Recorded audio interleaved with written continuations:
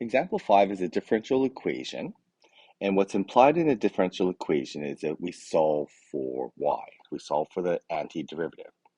So in this case here, this is an implicit derivative, so we want to split the dy and the dx. So we want to group the y's with dy's, x's with dx. And we're going to do that algebraically. So this is a first order, sorry, not a first order, this is a separable differential equation. So we separate the x's with dx and the y's with dy's. So I've algebraically rearranged this so that the y's are on one, dy and y's are on one side, and the x and dx is on the other side. So I've essentially just cross-multiplied this. So once we've done that, I want to solve this, which means I want to integrate both sides.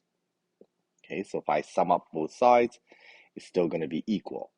So in integrating the left side of this, or anti-differentiating, I'm going to get negative 1 over y, okay, on this side.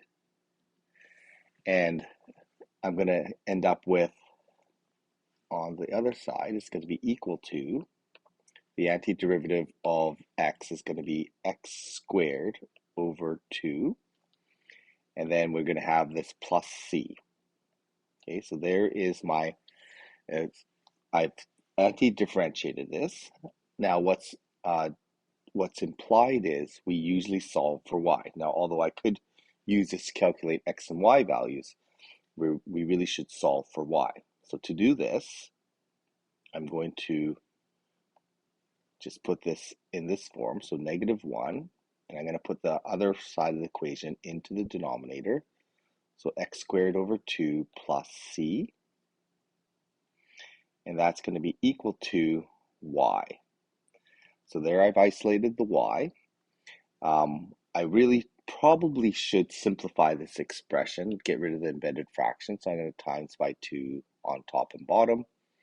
And then so my final equation is going to look like this. Y is equal to negative 2 on top, x squared plus 2c.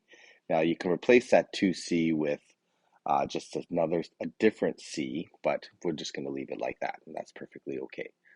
So this is the solution to that first differential equation.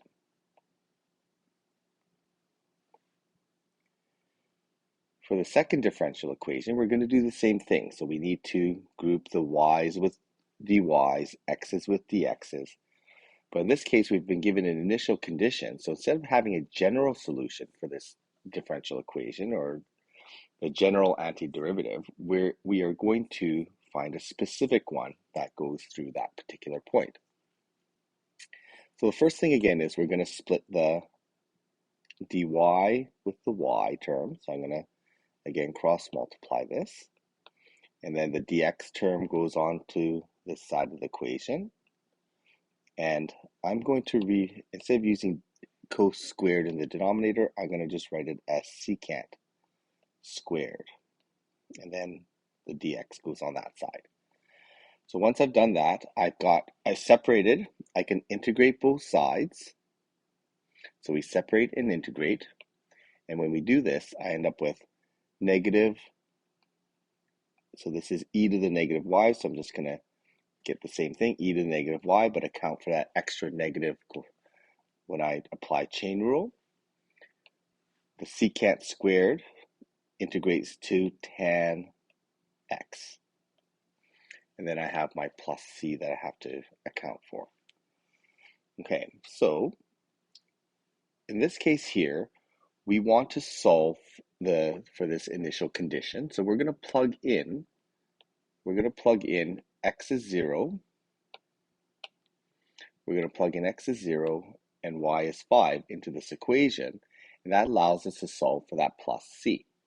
So I end up with negative 1 over e to the y is 5, so I'm going to plug the 5 in there, is equal to the tan of 0. So I'm going to plug the 0 into there. And then what that allows me to do is solve for that plus c. Okay, so this plus c then, when I solve for it, I'm going to end up with what's this going to work out to be? It looks like it's going to be c is equal to 10. 0 is 0. So I end up with c is equal to negative 1 over e to the 5.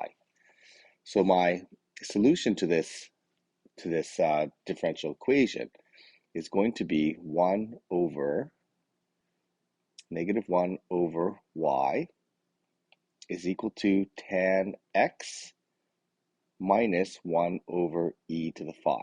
Okay, now again, what's implied is we want to solve for the y. So I'm going to rewrite this as negative 1. I'm going to put the tan, so this is tan x.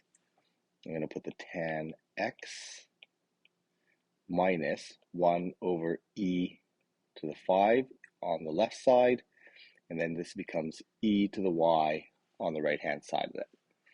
And then solving for y, I get y is equal to log of that whole expression, negative 1 over tan x minus 1 over e to the 5. Okay, so I've solved for my plus c, so this results in this equation. Now, if you want, you can get rid of that negative in the numerator. Okay, instead of having all these extra negatives around, I'm just going to switch this over to e to the 5 minus tan x. Okay, so there we go.